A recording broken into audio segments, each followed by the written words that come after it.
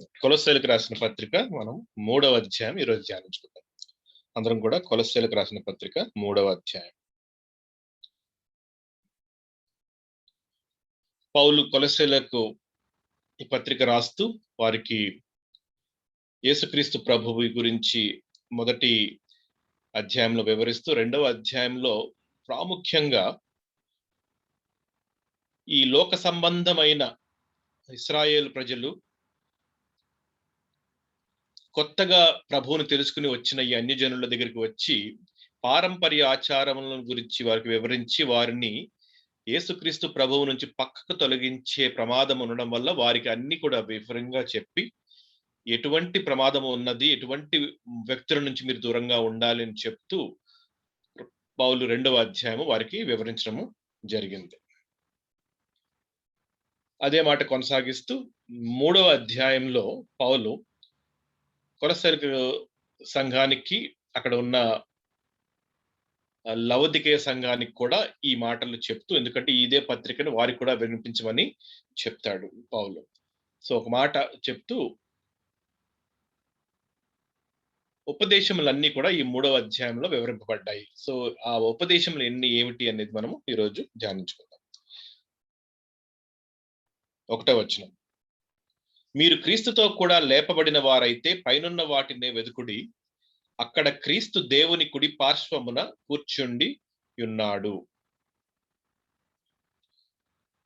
So ఈ మాట మొదటి భాగంలో పౌలు ఏం చెప్తున్నాడంటే, మీరు క్రీస్తుతో కూడా లేపబడిన వారైతే అన్న మాటతో మొదలుపెట్టాడు. మనము క్రీస్తుతో కూడా లేపబడ్డము అంటే ఏమిటి? మనం ఎప్పుడన్నా సరే చనిపోయామా, మనము తిరిగి లేచామా మనము అని ఆలోచించుకుంటే, మనము శారీరకముగా ఈ భూమి మీద ఎవరం కూడా చనిపోలేదు, అందరూ బ్రతికే ఉన్నాము. అందుకని ఈరోజు అందరం కూడా మనం మాట్లాడుకుంటున్నాం, జీవించే ఉన్నాం మనం అందరం కూడా. కానీ మా విశ్వాసాన్ని సంబోధిస్తూ మీరు క్రీస్తుతో కూడా లేపబడిన వారైతే అన్నమాట పౌలు చెప్తున్నాడు. అంటే అర్థం ఏమిటి అంటే, క్రీస్తులో మనమందరము కూడా పాలి భాగస్థులై ఉన్నాము. ఎప్పుడైతే యేసుక్రీస్తు ప్రభువు ఆ శిలువ మరణము పొందారో, కేవలము మన పాపములకు శిక్ష అనుభవించడమే కాదు, ఆ శిక్షను ఎలా అనుభవించారు అంటే, మన ప్రాచీనమైన ఆ స్వభావమును, అంటే మనం పుట్టినప్పుడు ఏ పాప స్వభావంతో మనము పుట్టామో ఆ స్వభావము, ఆ వ్యక్తిని పూర్ణముగా, ఆ వ్యక్తిని ఆయనలో నిలుపుకుని ఆయన శిలువ మీద మరణించారు. సో ఎప్పుడైతే ప్రభువు మనలను ఆయనలో ఉంచుకుని మరణించారో, ఆయనతో కూడా మరణించినది ఎవరు? మనము కూడా మరణించాము. అది కేవలము సాదృశ్యమా, నిజమా అని ఒక ఆలోచిస్తే, అది నిజంగా మరణించాం మనం, సాదృశ్యం కాదు. అంటే నేను ఇక్కడ జీవించే ఉన్నాను కదా, క్రీస్తు ప్రభు 2000 సంవత్సరముల క్రితం కదా శిలువ మీద మరణించింది, నాకెలా వర్తిస్తుంది?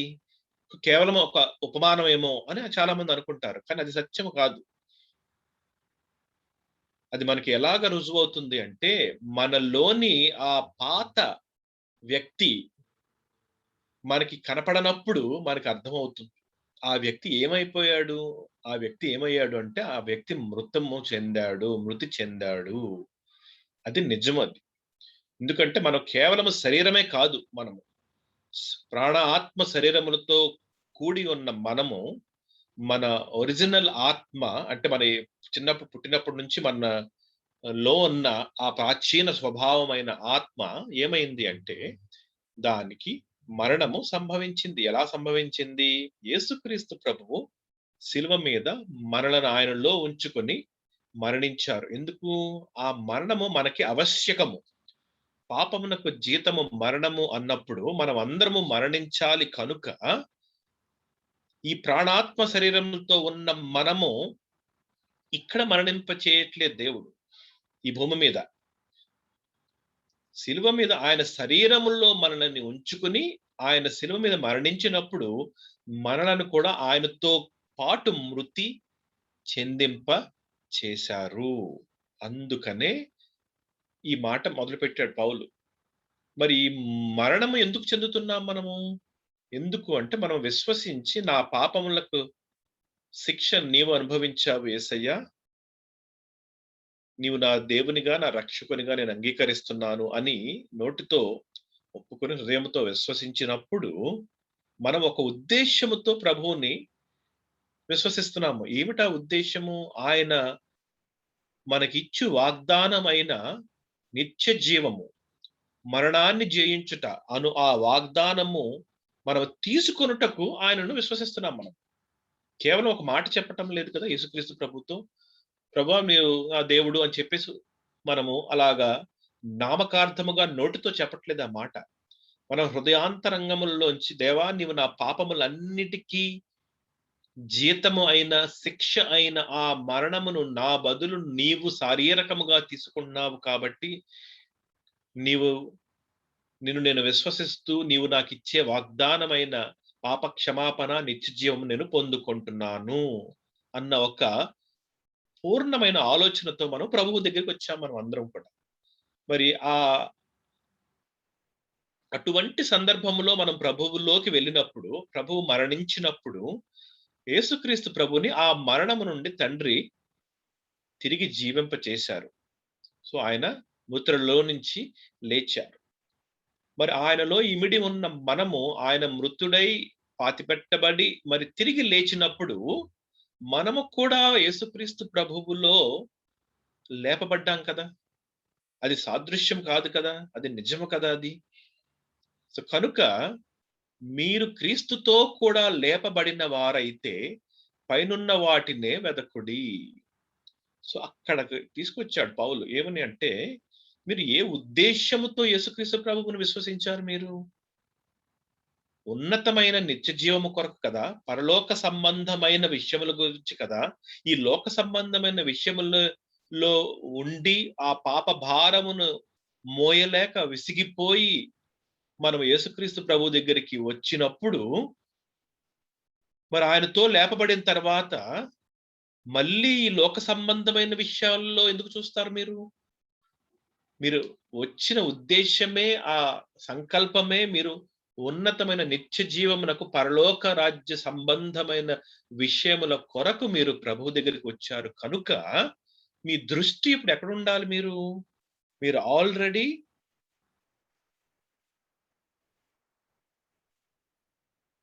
యేసుక్రీస్తు ప్రభువుతో లేపబడ్డారు కనుక, యేసుక్రీస్తు ప్రభువు ఎక్కడున్నారో అక్కడి విషయముల గురించి మీరు వెతకండి.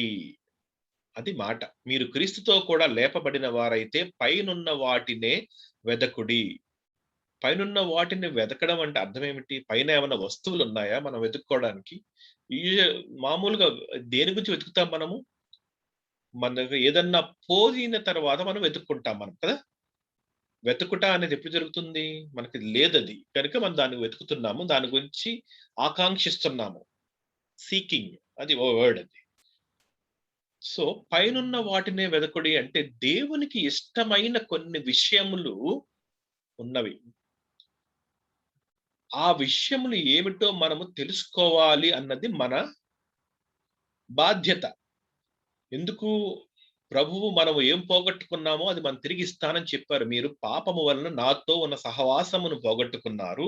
నేను దాన్ని తిరిగి పునరుద్ధీకరించాను నేను. పునరుద్ధరింపచేశాను కనుక, మీరు నాకు సంబంధించిన విషయములు మీరు తెలుసుకొని, నేర్చుకొని, వాటిని మీరు అవలంబించాలి. వాటిని మీరు పాటించాలి. కనుక మీరది వెతకకపోతే మీకెలా తెలుస్తుందది? తెలియదు. మన పనులు మనం చేసుకుంటూ వెళ్ళిపోతే, దేవునికి ఇష్టమైనవి ఏమిటి అన్న విషయం మనకెలా తెలుస్తుంది? మనకి తెలియదు. కాబట్టి మనము కాన్షియస్‌గా అంటే మన పూర్ణ హృదయముతో, మన పూర్ణ మనస్సుతో దాని మీద దృష్టి ఉంచాలి. దేవునికి ఇష్టమైనది ఏమిటి అన్న విషయం మీద. అదే మీరు క్రీస్తుతో కూడా లేపబడిన వారైతే పైనున్న వాటినే వెదుకుడి. వెతకడం అనేది ఒక కాన్షియస్ ఎఫర్ట్. సో, కనుక అక్కడ క్రీస్తు దేవుని కుడి పార్శ్వమున కూర్చుని ఉన్నాడు. అక్కడ పరలోక విషయంలో కనుక దేవుని దగ్గర ఉన్న యేసుక్రీస్తు ప్రభువు సంబంధించిన విషయాలు మీరు వెదకుడి. మళ్ళీ వెంటనే రిపీట్ చేస్తున్నాడు పౌలు. పైనున్న వాటి మీదనే గాని భూ సంబంధమైన వాటి మీద మనస్సు పెట్టుకొనకుడి. సో ఎక్కడ జరుగుతుంది? అంతా మనస్సులో జరుగుతుందన్నమాట. మనస్సు అంటే మైండ్. సో మైండ్ ఫోకస్, దృష్టి సారించడం ఎక్కడ జరుగుతుంది? అయితే పరలోకమ సంబంధమైన విషయాల మీద ఉంటుంది, లేకపోతే భూ సంబంధమైన విషయాల మీద ఉంటుంది. సో మీరు వచ్చిన ఆ ఉద్దేశ్యము, సంకల్పము జ్ఞాపకం చేసుకోండి ఫస్ట్. ఎప్పుడైతే మీకు అర్థమవుతుందో యేసుక్రీస్తు ప్రభువుకి నేను వచ్చిన నా ఉద్దేశం ఏమిటి అంటే, ఇక ఈ భూమి మీద ఉన్న ఈ భారము, ఈ చెత్త, పౌలు చెప్పాడు కదా అదే మాట, ఇదంతా నేను చెత్తగా నేను తృణీకరిస్తున్నాను. ఈ భూమి మీద నేను పొందుకున్నవన్నీ కూడా ఇంతకాలము అది దే ఆర్ రబిష్ అని అంటాడు పౌలు. సో అవన్నీ కూడా కాకుండా పైనున్న వాటి మీదనే మన దృష్టి సారించాలి.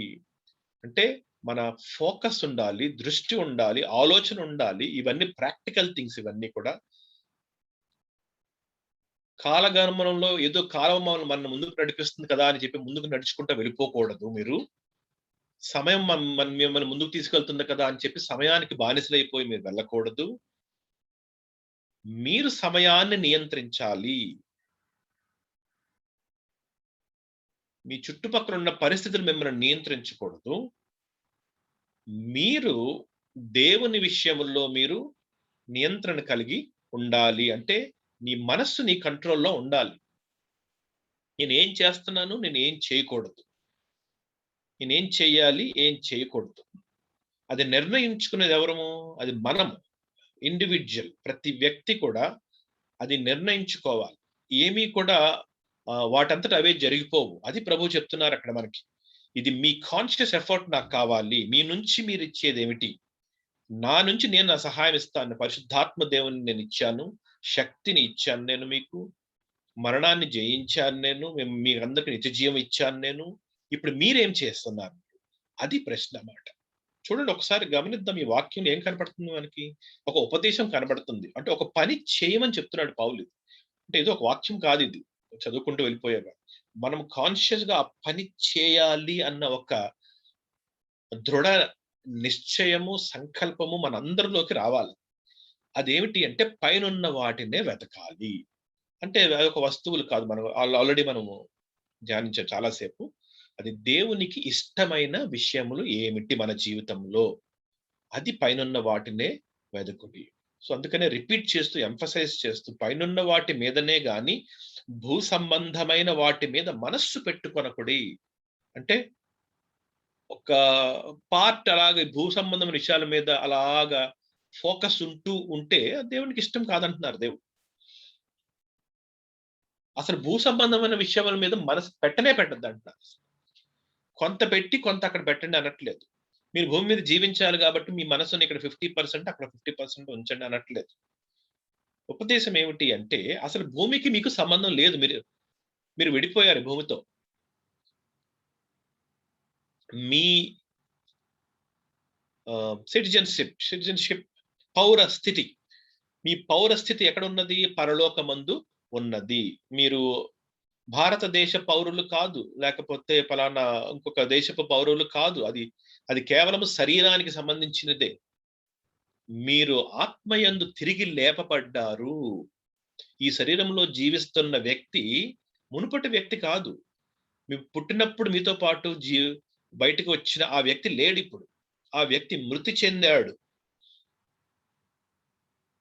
అదే మాట 3వ వచనం చెప్తున్నాడు. ఏలయనగా, ఎందుకు ఇదంతా చెప్తున్నాను నేను అని అంటున్నాడు పౌలు. ఎందుకు అంటే మీరు మృతి పొందితిరి. చూడండి ఆ స్టేట్మెంట్ చూడండి, డైరెక్ట్ స్టేట్మెంట్ అది. చనిపోయాం మనం. We died. అది ఉపమానము కాదు, సాదృశ్యము కాదు. We literally died. Where? In Christ. When? 2000 years back. Why? Because we need to give ourselves for the punishment of sin. పాపమునకు ఆ మృతి మనకు చెందాలి కనుక యేసుక్రీస్తు ప్రభువు మనకిచ్చిన ఆ అద్భుతమైన అవకాశం ఏమిటి అంటే ఆయనలో మనం ఉంటే మనం చనిపోతాము. ఎవరికీ తెలియకుండా, ప్రపంచానికి కనబడకుండా మన శిక్ష ముగిసిపోయింది నా శిక్ష యేసుక్రీస్తు ప్రభు శరీరంలో. నేను మరణించాను ఆల్రెడీ. ధర్మశాస్త్రం నన్ను వదిలేసింది. నన్ను రోమాపత్రికలు చాలా డీటెయిల్ గా చదువుకున్నాము. ధర్మశాస్త్రం మనల్ని ఎందుకు వదిలేయాల్సి వచ్చింది? ఎందుకంటే మీరందరూ చనిపోయారు. ఇంక నాకు సంబంధం ఏమిటి అంటుంది ధర్మశాస్త్రం. ఒకసారి మృతి చెందిన తర్వాత ధర్మశాస్త్రానికి సంబంధము లేదు. బ్రతుకున్న వారికే ధర్మశాస్త్రము వర్తిస్తుంది. మీరందరూ మృతి చెందారు. ఎలా మృతి చెందాము? అక్కడ జరిగింది ఆ మర్మము, యేసుక్రీస్తు ప్రభువు యొక్క శిలువ మరణము. ఏలయనగా మీరు మృతి పొందితిరి, మీ జీవము క్రీస్తుతో కూడా దేవుని యందు దాచబడి ఉన్నది. ఓకే. సో ఇప్పుడు చనిపోవడం అనేది నాకు అర్థమవుతుంది. లేపబడ్డాము అన్న విషయం కూడా అర్థమైంది. యేసుక్రీస్తు ప్రభువు లేపబడ్డారు కాబట్టి ఆయనతో కూడా నేను కూడా తిరిగి లేపబడ్డాను. ఆ లేపబడిన ఆ నూతన సృష్టే ఇదిగో నేను ఈ శరీరంలో జీవిస్తున్నాను. మరి జీవం ఏమిటి? ఇప్పుడు నాలో జీవము ఉందా? లేదా? జీవము ఇప్పుడు ఉన్నది పార్షియల్‌గా ఉన్నది మనకు. ఎందుకు అంటే నిత్య జీవము మనకి వాగ్దానము చేసిన దేవుడు ఆ నిత్య జీవము ఇంకా మనకి ఇవ్వలేదు. అది ఇవ్వడానికి రెండవసారి ఆయన భూమి మీదకి రాబోతున్నారు. సో అది ఇవ్వక ముందు ఈ శరీరములో మనము లేపబడిన నూతన సృష్టితో జీవిస్తున్న మనము ఇంకా పూర్ణముగా ఆ జీవంలోకి వెళ్ళలేదు మనం. పార్షియల్ గా ఆ జీవం ఉంది మనకి. ఆత్మ సంబంధమైన జీవము, కానీ ఈ లోక సంబంధమైన శరీరంలో జీవిస్తున్నాము. జాగ్రత్తగా గమనిద్దాము. ఈ ట్రూత్స్ మనకు తెలియాలి. ఈ సత్యము చాలా కేర్ఫుల్ గా మనం నేర్చుకోవాలి. సో అందువలన ఈ జీవము ఎక్కడ ఉన్నది? ఇది దాచిపెట్టబడి ఉన్నది.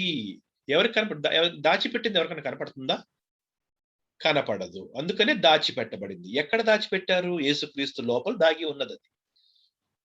దేవుడు యందు, యేసుక్రీస్తుతో కూడా దేవుని యందు దాచబడి ఉన్నది. సో త్రియేకమైన దేవుని దగ్గర మన జీవము, మన అంటే మనందరి కలిపి జీవితం కాదు, అది ఇండివిడ్యువల్ గా నా జీవము నీ జీవము అక్కడ దాచిపెట్టబడి ఉన్నది. సో అది ఇంకా మనకి రాలేదు, అర్థమవుతుంది. అది వచ్చేస్తే మీరు ఆల్రెడీ జీవిస్తున్నారని చెప్తాడు పౌలు. కాదు, మీరు లేపబడినారు అంతే. చూడండి, మీరు క్రీస్తుతో కూడా లేపబడిన వారు కనుక మీరు పైన వాటిని వెదకండి. మీ జీవము, పూర్ణమైన ఆ జీవము దాచబడి ఉన్నది. ఇంకా ప్రభువు దాన్ని మనకి ఇంకా ఇవ్వలేదు. అది రాబో యుగములలో మనకి బహుమానముగా ప్రభువు ఇస్తున్నారు. ఎందుకు? ఆ జీవం ఎవరు తెచ్చారంట? ఇదిగో యేసుక్రీస్తు ప్రభువు తెచ్చారు ఆ జీవాన్ని. సో ఆ జీవముతో జీవించాలి మనము. ఎప్పుడు? రానున్న కాలంలో, ఇప్పుడు కాదు. ఇప్పుడు మనం పార్షియల్ గా ఆత్మ సంబంధమైన జీవితము, ఇదిగో నూతన సృష్టిగా చేయబడిన మనము లోక సంబంధమైన శరీరములో ఉంటూ ప్రభువు కొరకు జీవిస్తూ ఉన్నాము.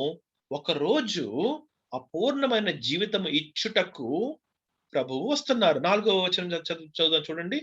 మనకు జీవమై ఉన్న క్రీస్తు ప్రత్యక్షమైనప్పుడు మీరును ఆయనతో కూడా మహిమయందు ప్రత్యక్షపరచబడుదురు. అది జీవము. అది నేను ఇంకా లేను. నేను మహిమలో జీవించడం లేదు. నేను మహిమ కొరకు వేచి చూస్తున్నాను. నేను నిరీక్షణ కలిగి ఉన్నాను. నేను విశ్వాసముతో ప్రభు దగ్గరికి వచ్చి నిరీక్షణ కలిగి ప్రేమ కనబరుస్తూ నేను జీవిస్తూ కొనసాగుతున్నాను. నా నిరీక్షణ ఏమిటి? నా మహిమ నిరీక్షణ ఏమిటి? నాలో ఉన్న క్రీస్తే నా మహిమ యొక్క నిరీక్షణ. నేను వెయిట్ చేస్తున్నాను నా నిరీక్షణ కోసం. ఎందుకు? క్రీస్తు ప్రభు నాలో ఉండి వాగ్దానం చేశారు.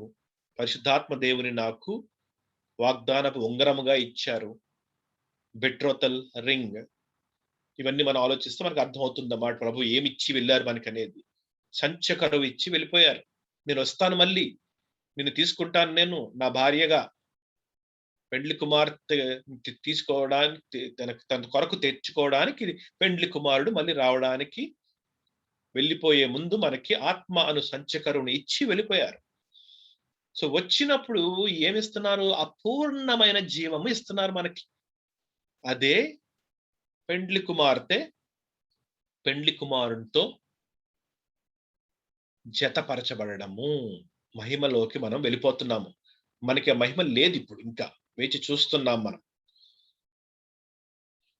సో మనకు జీవమై ఉన్న క్రీస్తు ప్రత్యక్షమైనప్పుడు మీరును ఆయనతో కూడా మహిమయందు ప్రత్యక్షపరచబడుదురు. మనల్ని కూడా కొత్త శరీరము, మహిమ శరీరములో రివీల్ చేయబోతున్నారు దేవుడు, ప్రభు అయిన యేసుక్రీస్తు. దానికోసం వేచి చూస్తున్నాం మనం. సో ఇప్పుడు స్టేటస్ ఏంటి మనది?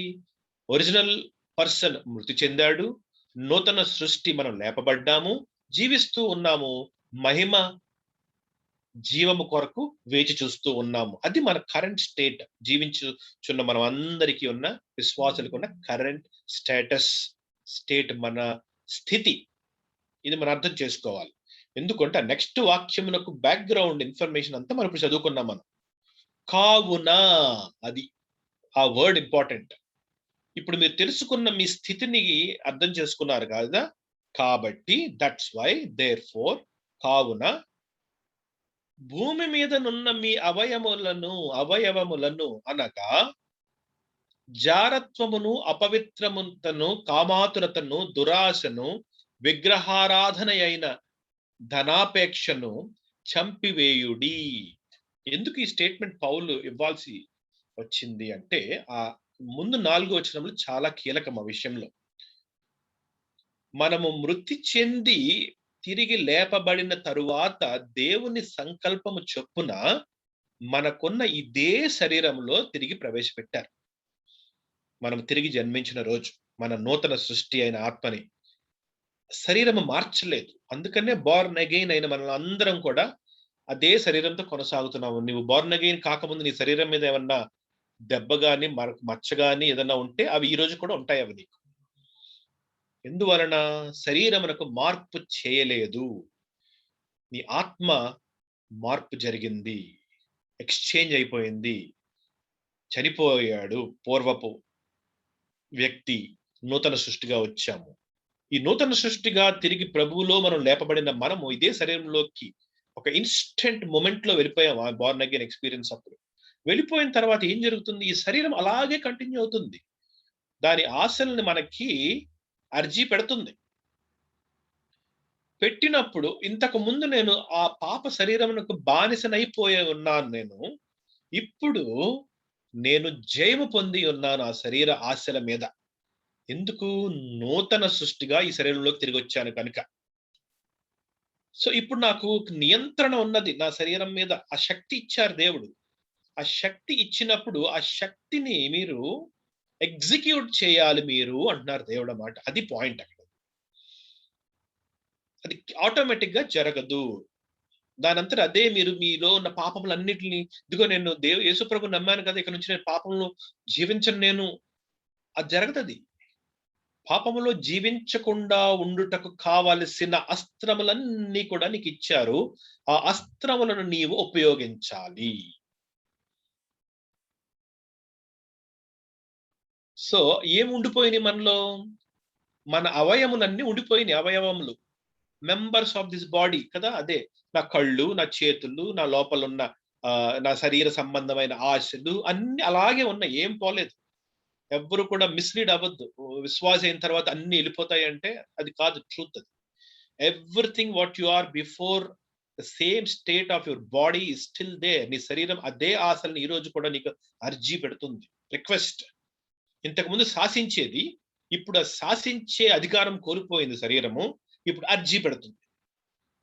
ఒక రిక్విజిషన్, ఒక రిక్వెస్ట్ నీ ముందు పెట్టినప్పుడు దేవుడు ఏమంటున్నారంటే, ఇదిగో నీవు ఇప్పుడు నూతన ఆత్మతో నాతో లేపబడ్డావు కదా, నీవు మహిమ కొరకు వేచి చూస్తున్నావు కదా, నీకు పర్పస్ తెలుసు కదా, నీకు ఉద్దేశము తెలుసు కదా, నీ నిరీక్షణ ఎందుకో నీకు ఆల్రెడీ పూర్తిగా తెలుసు కదా. కనుక ఇప్పుడు నీ డ్యూటీ ఏమిటి అంటే, నేను నిన్ను కొనసాగిస్తున్న ఈ లోక సంబంధమైన ఈ శరీరములో ఉంటూ ఆ శరీరము పెట్టే అర్జీలన్నిటినీ కూడా ఎక్కడికక్కడ సమూలముగా నీవు నాశనం చేయాలి, వాటిని చంపివేయాలి. సో చంపివేయడం అంటే ఏంటి? ఒకసారి చచ్చిపోవవి. ఓకే, దురాశ నేను చంపేశాను, రేపు దురాశ లేదా అంటే నో నో నో నో, అది కాదు అక్కడ. ఇది ప్రెసెంట్ కంటిన్యూస్ టెన్స్. ఇవి చంపివేయుడి అంటే అర్థం ఏంటంటే, ఆ అర్జీ పెట్టిన ఈ శరీరాన్ని ఎప్పుడు కూడా నియంత్రణలో ఉంచాలన్నమాట, నిరంతరము కూడా. అది constant process. You have to take authority over your bodily sensual requests.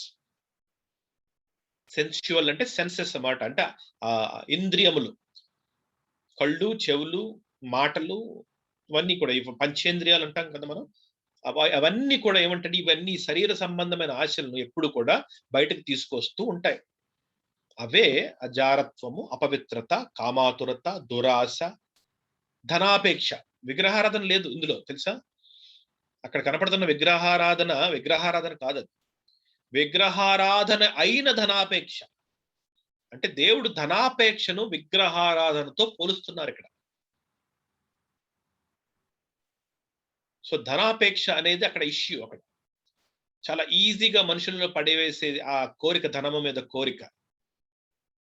అది విగ్రహారాధనతో సంబంధం. అంటే నన్ను వదిలివేసి నువ్వు వేరొక దేవుణ్ణి, దేవతను పూజించిన విధంగా చూస్తాను నువ్వు ధనాన్ని వైపు నీ కళ్ళు పెడితే. నీవు విగ్రహారాధన అయిన ధనాపేక్షను అన్ని కూడా చంపివేయాలి. అంటే అది నీ చేతుల్లో ఉంది. చంపివేయడం అంటే అర్థం ఏంటి? బొద్దింక కనబడితే నేనేం చేస్తాను? నేను కసి తీరా దాన్ని నలిపివేస్తాను. నేను కోపం దాని మీద నాకు. ఎందుకంటే అది ఇరిటేట్ చేస్తుంది కాబట్టి. అప్పుడు అటు తిరుగుతుంది, ఇటు తిరుగుతుంది, నా మీదకి వస్తుంది. నాకు ఇరిటేషన్ అది. చంపేటప్పుడు మామూలుగా చంపను నేను దాన్ని. కాలుతో తొక్కి తొక్కి కసిగా చంపుతాం మనం బొద్దింకని. అది ట్రూత్ అది. అదే విధంగా మన పాపం చూడమంటున్నారు దేవుడు. ఈ పాపము అర్జీ మన మీ వచ్చినప్పుడు ఆ కసిగా మీరు దాన్ని సమూలముగా దాన్ని చంపివేయాలి మీరు. కారణం చెప్తున్నారు దేవుడు. 1వ వచనం నుంచి మనం గమనించాం. అందుకే చాలా స్లోగా వెళ్తున్నాను నేను ఈ అధ్యాయం. చాలా డీప్ ఇన్స్ట్రక్షన్ ఇది. అలా చదువుకుని మర్చిపోయేలాంటి ఇన్స్ట్రక్షన్ కాదు. మనం మర్చిపోకూడదు ఇది. ఎందుకంటే ఇవన్నీ కూడా మన బాడీలో ఉన్నాయి. ఇది ట్రూత్, అది గమనించండి. అది ఎప్పుడు కూడా అవి బయటికి రావడానికి ప్రయత్నిస్తూనే ఉంటాయి. నీవెప్పుడు కాన్స్టెంట్ గా నియంత్రణ కలిగి ఉండాలి. ఎందుకు అంటే నీవు నూతన సృష్టివి. You are no longer that old man. నీవు మృతి చెందావు already. That old person died. ఇప్పుడు ఏమిటంటే నూతన సృష్టి అయిన నీవు ఈ శరీరం పెట్టే అర్జీని తిరిగి నీ ఫ్రీ విల్లో దానికి అప్పగించేసే అవకాశం ఉంది. నీవు అప్పగిస్తున్నావు ఇప్పుడు. ఇంతకు ముందు అది శాసించింది నీవు. ఇప్పుడు నిన్ను అలా అదే బాడీలో ఉంచాను నేను. నీకు దాన్ని శాసించే అధికారము, శక్తి ఇచ్చాను. అలా అని చెప్పి నువ్వు రోబోట్ కాదు. నువ్వు అది నీ ఫ్రీ విల్. అది నీవు దాన్ని ఎగ్జిక్యూట్ చేయాలి. అది నాకు కావాలంటారు దేవుడు. మళ్ళీ వదిలిపెట్టారు. మళ్ళీ అంటే ఫ్రీ విల్ వదిలిపెట్టారు అంటున్నారు అనమాట. అంటే చాయిస్ తీసుకునే ఆ స్థితికి మనల్ని వదిలిపెట్టారు.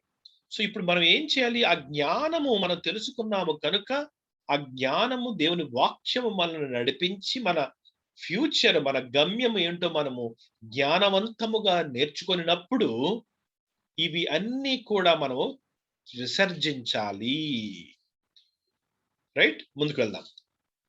సో కావున భూమి మీదనున్న మీ అవయవములను అనగా జారత్వమును, అపవిత్రతను, కామాతురతను, దురాశను, విగ్రహారాధన అయిన అధనాపేక్షను చంపివేయుడి.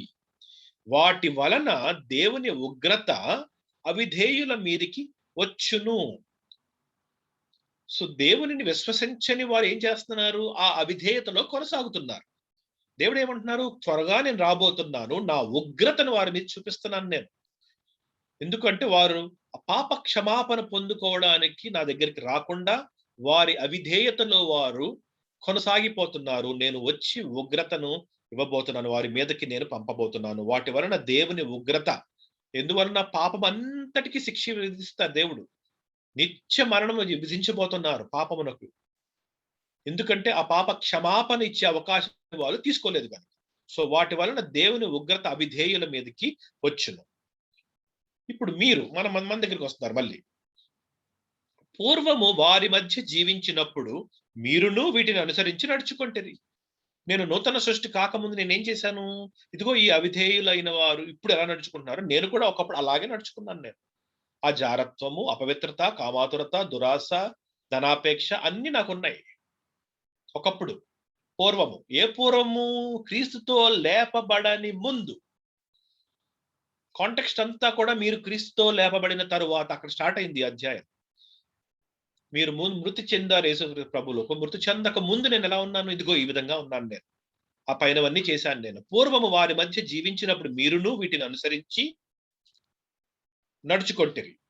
ఇప్పుడైతే మీరు కోపము, ఆగ్రహము, దుష్టత్వము, దూషణ, మీ నోట బూతులు అను వీటినన్నిటినీ విసర్జించుడి. సో ఏం చేయాలి? వాటిని విసర్జించాలి. ఎందుకు? అవన్నీ ఎక్కడున్నాయి? ఈ బాడీలో ఉన్నాయి అవన్నీ కూడా. అందుకనే ఇందాక అన్నాను పంచేంద్రియాలు ఎందుకు? నోటిలో బూతులు అంటే ఎక్కడి నుంచి వస్తున్నాయి అవి? నోరు ఉపయోగిస్తుంది వాటిని. కోపము, ఆగ్రహము, దుష్టత్వము ఇవన్నీ ఎక్కడ మైండ్, హార్ట్‌లో జరుగుతున్నాయి ఇవన్నీ కూడా. దూషణ ఎక్కడ జరుగుతుంది? నోటితో జరుగుతుందది. ఆ పైనున్నవి జారత్వము, అపవిత్రత, కామాతురత, దురాశ అవన్నీ ఎక్కడ జరుగుతున్నాయి? కళ్ళు, చెవుల దగ్గర జరుగుతున్నాయి అవన్నీ కూడా. చూసారా మెంబర్స్ అందుకనే 5వ వచనంలో మాట ఏంటి? మీ అవయవములు అక్కడ జరుగుతుంది ప్రాబ్లమ్ అంతా అక్కడ ఉన్నది. మీ సెన్షియల్ బాడీలీ మెంబర్స్ 5 సెన్సెస్. ఎందుకంటే వాటికి ఇన్‌పుట్, అవుట్‌పుట్ పాపానికి బానిసలవి. ఆ మెంబర్స్ ఇంకా పాపంతోనే ఉన్నవి. కానీ వాటి మీద మీకు అధికారం ఇచ్చాను. ఆ బాడీని మీరు నియంత్రించాలి. ఆ శరీరాన్ని మీరు నియంత్రించి వచ్చే ఈ సెన్షియల్ రిక్వెస్ట్‌లన్నిటిని కూడా చంపివేయాలి. ఇంద్రియాల్లోంచి వచ్చిన ఆ అర్జీలను చంపివేయాలి.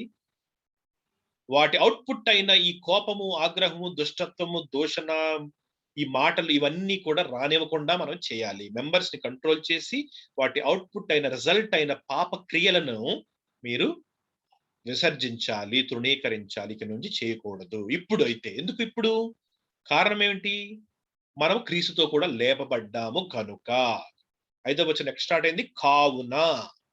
ఒక రీజన్ ఉన్నది. దానికి ఒక బ్యాక్‌గ్రౌండ్ ఉన్నది. ఒక పవర్ ఇచ్చారు దేవుడు. శక్తి ఇచ్చారు మనకు ఆ పని చేయడానికి. శక్తి ఇవ్వకుండా చేయమని అడగరు కదా దేవుడు. ఇంతకు ముందు ఆ శక్తి లేనప్పుడు దేవుడు ఎవరిని కూడా అడగలేదు. ఇవన్నీ కూడా ఇన్‌స్ట్రక్షన్ ఇవ్వబడలేదు. మీరు విశ్వాసంతో రండి, విధేయత కనపరచండి అని చెప్పారు. డీటెయిల్డ్‌గా యేసుక్రీస్తు ప్రభు యొక్క స్టాండర్డ్స్‌ని డిస్‌ప్లే చేయమనే ఇన్‌స్ట్రక్షన్ మనకే వచ్చిందండి. Very high standards. ప్రేమని కనపరచమని చెప్పింది మనకే. మీకు ఓల్డ్ టెస్టమెంట్‌లో లవ్ అనే మాట వెతికి చూడండి మీరు. ఎక్కడ కనపడుతుంది మీకు ప్రేమ అనే మాట? Extremely rare. న్యూ టెస్టమెంట్‌కి వచ్చిన తర్వాత చూడండి ప్రేమ అబండెంట్‌లీ ఇన్‌స్ట్రక్టెడ్. మొత్తం ప్రేమ గురించి. ఎందుకు? ఆ ప్రేమ కనపరిచే ఆ శక్తి, ఆ కెపాసిటీ ఇచ్చారు దేవుడు. అందుకని ఇప్పుడైతే అన్న మాట మనకు చెప్పబడింది. Because you are born again, because you are raised with Christ. ఇవన్నీ కూడా మీ శరీరంలోంచి వచ్చే ఈ రిజల్ట్స్ అన్నిటిని కూడా మీరు విసర్జించాలి. ముందుకు వెళ్దాం. ఇంకా ఒకడితో ఒకడు అబద్ధం ఆడకుడి. So don't lie to each other. అసలు అబద్ధం అనేదే రాకూడదు. ఇవన్నీ కూడా శరీరంలోంచి వచ్చేది, నోట్లోంచి వచ్చేది ఆలోచనలు ఇవన్నీ కూడా. సో మీరు దాన్ని నియంత్రించాలి మీరు నూతన ఆత్మతో. ఏలయనగా చూడండి, ప్రాచీన స్వభావమును దాని క్రియలతో కూడా మీరు పరిత్యజించి వదిలిపెట్టేసాము ప్రభువుకి కదా. యేసు ప్రభువా ఇదిగో నా ప్రాచీన స్వభావాన్ని మీరు తీసుకొని మీరు దాన్ని సిలువ మీద దానికి చంపివేయండి అని చెప్పి ఒప్పుకునే మనం విశ్వసించాం మనం. సో మనమే పరిత్యజించాం అది. సో ఆ ఆ ఆలోచన మనలో ఉన్నది కనుక, ఆ సంకల్పంతోనే, ఆ విశ్వాసముతోనే ప్రభు దగ్గరికి వచ్చాము కనుక, ఏలయనగా అంటున్నాడు పౌలు అక్కడ. ఏలయనగా ప్రాచీన స్వభావమును దాని క్రియలతో కూడా, స్వభావం ప్లస్ దాని అవుట్‌పుట్. ఇందాక చెప్పాను కదా! లోపల ఉన్న నేచర్ అవుట్‌పుట్ అయిన రిజల్ట్ అయిన అవన్నీ కూడా లిస్ట్ అంతా కూడా అన్నీ కూడా మనము పరిత్యజించాము. మనం తృణీకరించాము. మనం పరిత్యజించి జ్ఞానము కలుగు నిమిత్తము దానిని సృష్టించిన వాని పోలిక చొప్పున నూతన పరచబడుచున్న నవీన స్వభావమును ధరించుకొని ఉన్నారు. సో ఈ నవీన స్వభావమును ఎవరు సృష్టించారంట? దేవుడు యేసు ప్రభు సృష్టించి ఇచ్చారు మనకి. మనందరికీ కూడా. ప్రతి ఒక్కరిలోనూ నవీన స్వభావముని ఆయన తయారు చేసి లోపల పెట్టారు. ప్రాచీన స్వభావంతో పుట్టాం మనం. దాన్ని మృతి చెందింపచేశారు. ఆయన పోలికతో ఉన్న నవీన స్వభావం అది గమనించండి.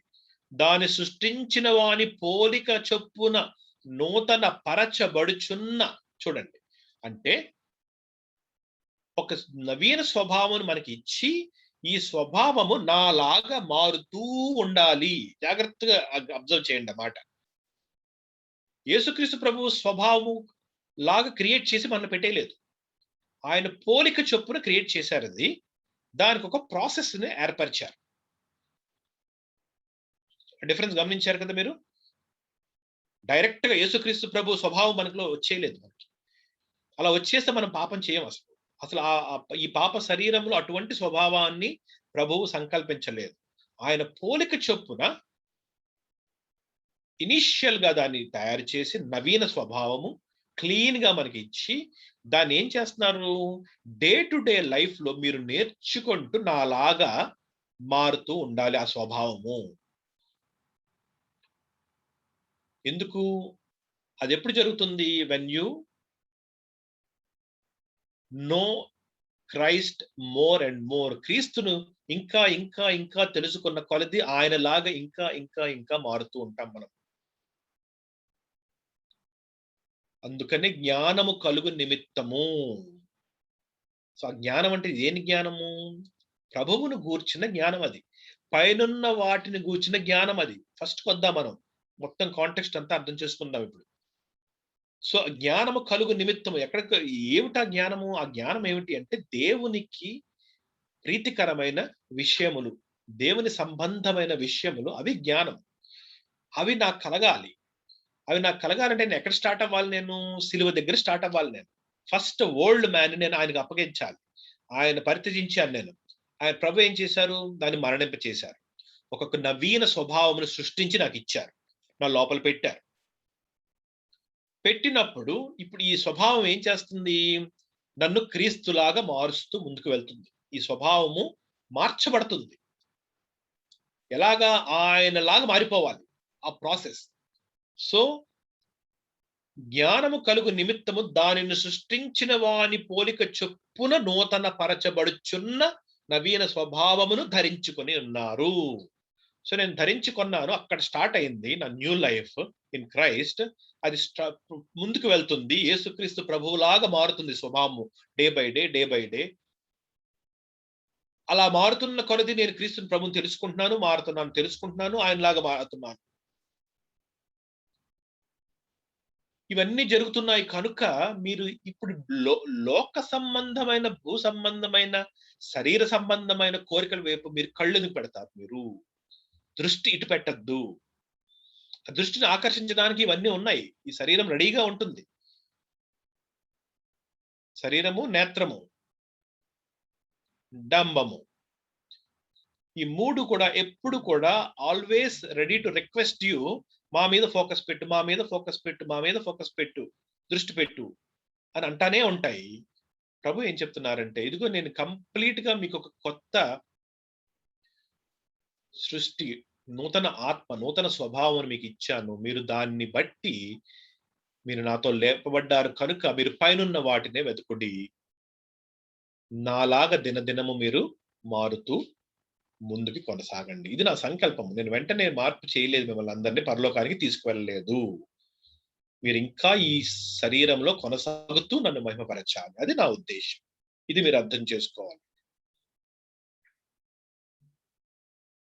సో అటువంటి మన గురించి పౌలు చెప్తూ ఇన్స్ట్రక్షన్ ఇస్తూ, ఇట్టి వారిలో గ్రీసు దేశస్థుడని యూదుడని భేదము లేదు, సున్నతి పొందుటయని సున్నతి పొందకపోవుటయని భేదము లేదు, పరదేశి అని శిథిలుడని దాసుడని స్వతంత్రుడని లేదు గాని క్రీస్తే సర్వమును అందరిలో ఉన్నవాడునై ఉన్నాడు. ఆయన పక్షపాతం ఏమి చూపెట్టలేదు. ఎవరైతే ప్రభు దగ్గరికి వచ్చారో అందరికీ కూడా ఈ బహుమానం ఇచ్చారు. నూతన సృష్టి, పరిశుద్ధాత్మ దేవుడని సంచకరువును బహుమానంగా అందరికీ ఒకేలాగా ఇచ్చారు. ఎవ్వరు ఏ భేదము లేదు. No race, no caste, no religion, అవేమి సంబంధం లేదు. విశ్వాసముతో, యథార్థమైన విశ్వాసంతో యేసుక్రీస్తు ప్రభువు ఒక్కరే దేవుడు, ఆయన తప్ప వేరొక దేవుడు లేడు అని నమ్మిన ప్రతి విశ్వాసికి ఆయన నూతన సృష్టి ఇచ్చారు. దానికి సాక్ష్యం నీవు నేనే. నీలో ఉన్న నూతన స్వభావము, నూతన పురుషుడు, నూతన స్త్రీ, నూతన సృష్టి. సో క్రీస్తే సర్వమును అందరిలో ఉన్నవాడునై ఉన్నాడు. అదే క్రీస్తు అందరిలో కూడా ఉన్నాడు. ముందుకెళ్దాం. కాగా దేవుని చేత ఏర్పరచబడిన వారును పరిశుద్ధులను ప్రియులను అయిన వారికి తగినట్లు, రైట్. సో అక్కడ ఆగుదాం. సో ఇప్పుడు ఏమంటున్నాడు? ఏది చేయకూడదో చెప్పాడు, ఏది చేయాలో చెప్తున్నాడు పౌలు. సో ఈ శరీరము ముందుకు పంపించే అర్జీలను అవన్నీ కూడా మీరు తృణీకరించి వాటిని చంపివేసి విసర్జించి మీకు సంబంధించిన కొన్ని విషయములు దేవుడు ఉంచారు. అవే పరలోక సంబంధమైన విషయములు, పైనున్న వాటివి వెతకండి మీరు. అవేమిటి? దేవుని చేత ఏర్పరచబడిన వారును, పరిశుద్ధులను, ప్రియులను. అది మీ నవీన స్థితి, మన న్యూ స్టేటస్ అది ఇన్ క్రైస్ట్. సో అటువంటి దానికి ఫిట్ అయిన కొన్ని పనులు ఉన్నాయి. సో ఆ ఫిట్ అయిన తగిన పనులు ఏమిటివి? మనకి తగిన పనులు మనం ఏర్పరచబడ్డాం కనుక మనము జాలిగల మనస్సును, దయాళుత్వమును, వినయమును, సాత్వికమును, దీర్ఘశాంతమును ధరించుకొనుడి. సో నవీన స్వభావమును ధరించుకున్న మనము క్రీస్తు పోలిక యందు ముందుకు వెళ్తూ ఉండగా, ఇదిగో ఇవన్నీ కూడా క్రీస్తు సంబంధించిన విషయములు ఇవన్నీ. సో ఆయన పోలికలో మారాలంటే ఆయన క్యారెక్టరిస్టిక్స్ నేను ధరించుకొని వాటిని నేను డిస్ప్లే చేస్తూ ముందుకు వెళ్ళాలి. సో అది instruction. So what not to be done, what is to be done is ఇవన్నీ కూడా మీరు నవీన స్వభావముల్లో ధరించుకొని వాటిని మీరు ఎగ్జిక్యూట్ చేయండి. జాలిగల మనస్సు, దయాళుత్వము, వినయము, సాత్వికము, దీర్ఘశాంతము. ఇవన్నీ కూడా డే టు డే లివింగ్ లో అవసరమయ్యే గుణగణములు. ఇవన్నీ కూడా ఒక విశ్వాసి దేవుని మహిమపరిచే గుణగణములు. ఎందుకంటే వీటిని ప్రదర్శించడానికి బహు అవకాశములు దేవుడిస్తారు. నీవు జాలి ప్రదర్శించడానికి అనేకమైన అవకాశములు ఉదయం నుంచి సాయంత్రం వరకు ఇస్తారు. అది నీ ఇంట్లోనే స్టార్ట్ అవుతుంది. నువ్వు మర్సీ ఇంట్లో చూపించలేకపోతే ఇంక బయట ఎక్కడ చూపెట్టలేవు. మర్సీ పిల్లల మీద చూపెట్టాలి, తల్లిదండ్రుల మీద చూపెట్టాల్సి వస్తుంది. ఎందుకంటే ప్రతి ఒక్కరూ కూడా వారి వారి బలహీన స్థితిలో నిన్ను ఏదన్నా అనొచ్చు, లేకపోతే నిన్ను గాయపరచచ్చు. అప్పుడు నువ్వు మర్సీ చూపెడతావా, లేకపోతే హార్ష్ గా ఉంటావా? అది ఇష్యూ. జాలి చూపించగలగాలి, దయ చూపించగలగాలి, వినయము, సాత్వికము, పేషెన్స్, అన్నిటికంటే ఇంపార్టెంట్, దీర్ఘశాంతం. ఇవన్నీ కూడా యేసుక్రీస్తు ప్రభువు యొక్క గుణగణములు, లక్షణములు. సో వాటిని ధరించుకుని వాట్ టు బి డన్ అని మొదలుపెట్టి చెప్తూ, ఎవడైనాను తనకు హాని చేసినని ఒకడు అనుకొనిన ఎడల ఒకరినొకడు సహించుచు ఒకరినొకడు క్షమించుడి. ఈ హాని జరుగుతుంది. విశ్వాసి ఇంకొక విశ్వాసికి కూడా హాని చేసే పరిస్థితి జరగవచ్చు. ఎందుకు? ఇందాక చెప్పాం కదా మనం ఆ పరిస్థితి. ప్రతి మనిషి కూడా ఇదే బ్యాటిల్ గురించి వెళ్తున్నాను. నువ్వు వెళ్తున్నావు, నేను వెళ్తున్నాను. అలా వెళ్తూ వెళ్తూ ఒక బలహీనమైన సమయంలో నేను దూషించాను అనుకో నిన్ను, అప్పుడు నీవు బలంగా ఉండి సహించి క్షమించి ఉండమని చెప్పి దేవుడు చెప్తున్నారు అన్నమాట. అందరూ బలహీనులైపు ఉండుకోకండి. ఎవరన్నా ఒక క్షణంలో బలహీనమై అవకాశం ఉండొచ్చు. ఆ సమయంలో ఇంకొక వ్యక్తి హాని చేయవచ్చు. బలంగా మిగిలిన వాళ్ళందరూ ముందుకు వెళ్తున్నప్పుడు మీరు సహించి క్షమించాలి. అది మీరు ధరించుకుని ఉండాలి ఎప్పుడు కూడా. ఎందుకంటే అటువంటి ఆ సిచ్యుయేషన్స్ అనేవి కామన్. అది మనం ప్రాక్టికల్ గా ఆలోచిస్తే మనందరికీ తెలుసు. ఎన్నోసార్లు నేను నా మాటలతో మిమ్మల్ని ఎప్పుడన్నా హాని చేసి ఉండవచ్చు, హర్ట్ చేసి ఉండవచ్చు. మీరు నన్ను హర్ట్ చేసి ఉండవచ్చు, మనం ఇంకొకరిని హర్ట్ చేసి ఉండవచ్చు. రకరకాలుగా ఈ పరిస్థితులు మన జీవితంలో కొనసాగుతాయి. కాబట్టి ఎప్పుడు కూడా నియంత్రణ కలిగి ఉన్న విశ్వాసిగా ఉంటే నీవు ఇంకొకరి హాని చేయవు, కానీ హాని చేసినప్పుడు నీవు వారిని క్షమించగలిగే స్థాయిలో నీవు ఉండాలి. ఎందుకు? ప్రభువు మిమ్మల్ని క్షమించిన లాగున మీరును క్షమించుడి. వీటన్నిటిపైన పరిపూర్ణతకు అనుబంధమైన ప్రేమను ధరించుకొనుడి. సో ఇవన్నీ కూడా సిచ్యుయేషనల్. అంటే ఏంటి? జాలిగల మనస్సు, దయాళుత్వం అని ఒక సిచ్యుయేషన్ వస్తేనే నేను జాలి చూపెట్టాలి. అసలు జాలి ప్రదర్శించాలి సిచ్యుయేషన్ లేకపోతే నాలోంచి జాలి బయటికి ఏమి రాదు కదా. అంటే అది అవకాశం లేదు. సో అవన్నీ సిచ్యుయేషనల్. కానీ ప్రేమ అనేది చూసారా, అది పర్ఫెక్షన్. అంటే అన్నిటినీ కూడా అంబ్రెల్లాగా కవర్ చేసేది ఏంటో తెలుసా? ప్రేమ. అది ఉంటే ఇవన్నీ కూడా ఏ సమయంలో ఎదుర్కొన్నా కూడా మనము వాటిని మనం ఎగ్జిక్యూట్ చేయగలం. మనం ప్రేమ ఉంటే గనుక ఆ ప్రేమలోంచి వచ్చేవే ఈ దయ, ఈ వినయము, ఈ సాత్వికము, ఈ దీర్ఘశాంతం అన్ని కూడా ప్రేమ అనే అంబ్రెల్లా కింద ఉంటాయి ఎప్పుడు కూడా. పాపమును విడనాడడం, విసర్జించడం కూడా, దేవుని కొరకు మహిమకరమైన క్రియలు చేయడం కూడా, అన్ని కూడా ఆ ప్రేమ అను దానిలోనే ఉంటుంది.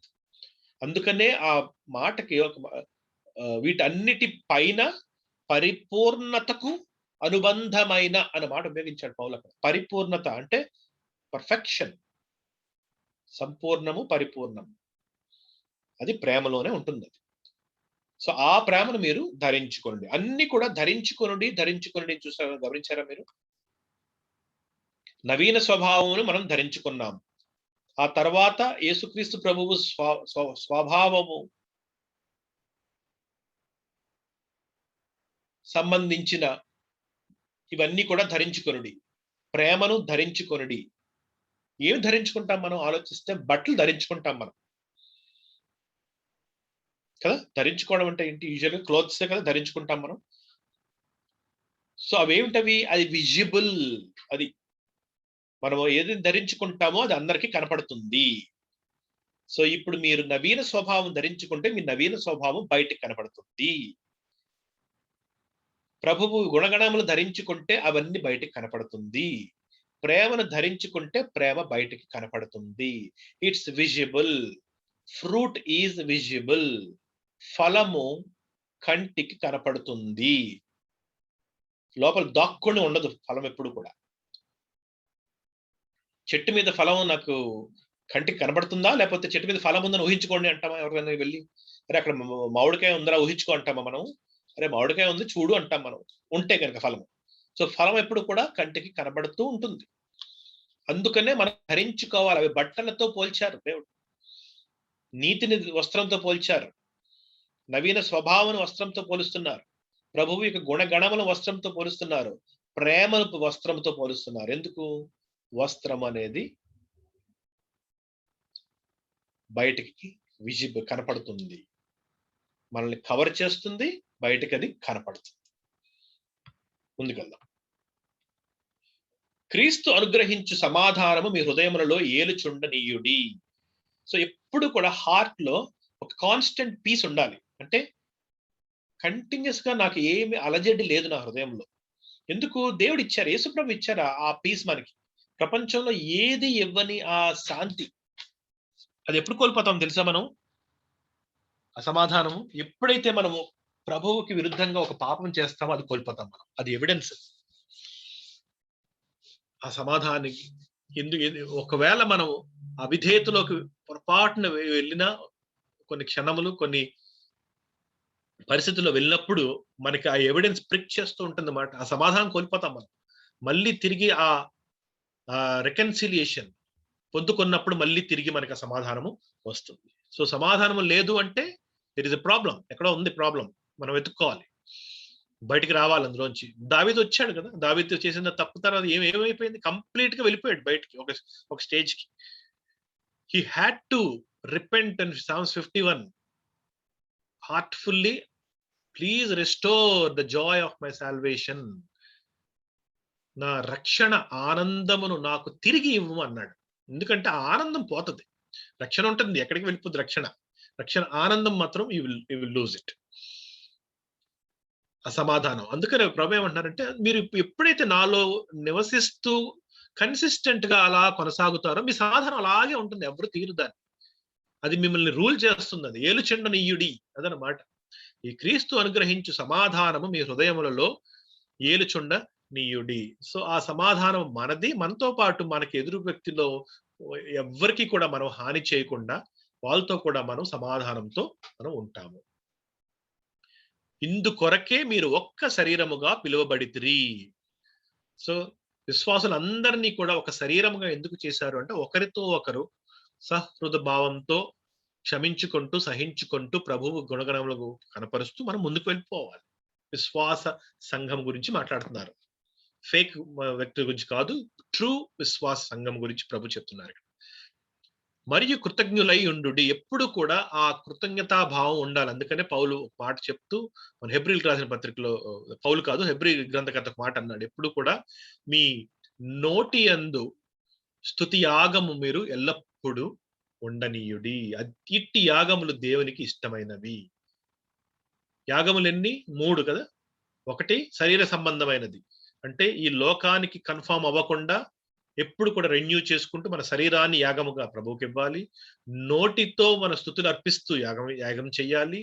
మంచి క్రియలు ఒకరికి సహాయం చేస్తూ ఉంటూ మనము దేవునికి యాగము ఇవ్వాలి. ఇట్టి యాగములు దేవునికి ఇష్టమైనవి. అందులో ఒకటే ఈ కృతజ్ఞులై ఉండుడి. ఆ కృతజ్ఞత ఎలా ప్రదర్శించమంటున్నారు? ఇదిగోండి, సంగీతములతోనూ కీర్తనలతోనూ ఆత్మ సంబంధమైన పద్యములతోనూ ఒకనికి ఒకడు బోధించుచు బుద్ధి చెప్పుచు కృపా సహితముగా మీ హృదయములలో దేవుని గూర్చి జ్ఞానము చేయుచు సమస్త విధములైన జ్ఞానముతో క్రీస్తు వాక్యము మీలో సమృద్ధిగా నివసింపనీయుడి. సో ఆ కృతజ్ఞత భావం ఎప్పుడు కూడా ఉన్నప్పుడు మనము ఎల్లప్పుడూ మనము సంగీతములతోనూ కీర్తనలతోనూ ఆత్మ సంబంధమైన పద్యములతోనూ అన్ని కూడా దేవునికి ఇష్టమైనవి, దేవునికి సంబంధమైన విషయములతో మనము ఒకరినొకరితో పాడుకుంటాం. మనలో మనం కూడా మనము దేవుని యందు ఆనందిస్తాం. పౌలు చెప్పిన మాట అదే. మీ మనసులో కూడా మీరు కీర్తనలతో మీరు ఆనందించండి. ఒకరితో ఒకరు కలిసినప్పుడు ఇదే పద్యములతో ఇదే సంగీతములతో గానములతో మీరు దేవుని మహిమపరచండి. దేవుని గురించి జ్ఞానము చేయొచ్చు. సమస్త విధములైన జ్ఞానముతో క్రీస్తు వాక్యము మీలో సమృద్ధిగా నివసింపనీయుడి. సో మనం ముందుకు వెళ్తున్నప్పుడు ఆ జ్ఞానం ఎప్పుడు కూడా ఇంక్రీజ్ అవ్వాలి. నిన్న పరిస్థితి ఒకలాగుంటే ఈ రోజు పరిస్థితి మనం యేసు ప్రభు గురించి ఇంకొద్దిగా ఎక్కువ తెలుసుకోవాలి. ఇంకొద్దిగా మనం ఆయన రూపంలో మారుతూ ఉండాలి. దినము ఆయనలాగా మారుతూ ఆయనలోని జ్ఞానములో మనము అభివృద్ధి చెందుతూ అదంతా కూడా మనలో ఏమవ్వాలి? అలా నివసిస్తూ ఉండాలి. పొందుకున్న జ్ఞానములు బయటకు వెళ్ళిపోకూడదు. అంటే ఈ చెవితో విని ఆ చెవితో వదిలిపేసే పరిస్థితి కాదు. మనం విని నేర్చుకున్న ఆ జ్ఞానం మనల్ని ఏం చేస్తుందో తెలుసా? మనల్ని ముందుకు నడిపిస్తుంది. ఇంకొద్దిగా జ్ఞానం రేపొస్తుంది. అది కూడా మనలోకి వచ్చి నివసిస్తుంది. ఆ మాటలు గమనించండి. చాలా మంచి మాటలు చెప్తాడు పౌలు. అంట సమస్త విధములైన జ్ఞానముతో క్రీస్తు వాక్యము మీలో సమృద్ధిగా నివసింపనీయుడి. అంటే ఏంటి? రిసైడ్. ఇంట్లో మనం ఏం చేస్తాం? ఉంటాం. ఎప్పుడు కూడా ఇంట్లోనే ఉంటాం. ఆ ఇంట్లో ఇల్లు లేకుండా ఒక గుడారం లేకుండా మనం ఉండం కదా. ఎప్పుడు కూడా నివసిస్తాం కదా. సో ఆ నివాసం చేయాలి వాక్యం మనలో. అంటే ఏంటి? ముందు తీసుకోవాలి మన లోపలికి. ఆ వాక్యం ఏమిటి? సమస్త విధములైన జ్ఞానముతో చెందిన క్రీస్తు వాక్యం, యేసు ప్రభు యొక్క వాక్యం. So when it resides in us, నివసిస్తున్నప్పుడు మనల్ని ముందుకి నడిపిస్తుంది ఆ వాక్యం. మరియు మాట చేత గాని క్రియ చేత గాని మీరేమి చేసినను ప్రభువైన యేసు ద్వారా తండ్రి అయిన దేవునికి కృతజ్ఞతాస్తుతులు చెల్లించుచు సమస్తమును ఆయన పేరట చేయుడి.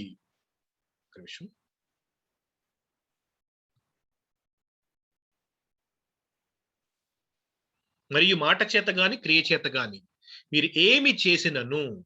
సో మన దైనందిన జీవితం ఇది. మాట క్రియ అంటే ఏంటంటే మనం మాట్లాడుతూనే ఉంటాం పొద్దున్న నుంచి సాయంత్రం రాత్రి వరకు.